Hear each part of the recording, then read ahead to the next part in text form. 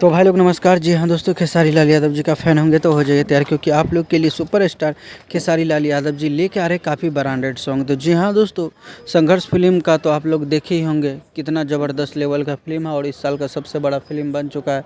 और दोस्तों आप लोग को बताना चाहूँगा, खेसारी लाल यादव जी का अब बैक टू बैक एक से एक बेहतरीन सॉन्ग सुनने को मिलेगा कल से, क्योंकि गाने सबका पोस्टर को रिलीज़ कर दिया गया है। फाइनली आप लोग के बीच में अब आएगा और कल हो सकता है एक गाने का पोस्टर आएगा आप लोग के बीच में, तो काफ़ी बेहतरीन सा सॉन्ग रहेगा।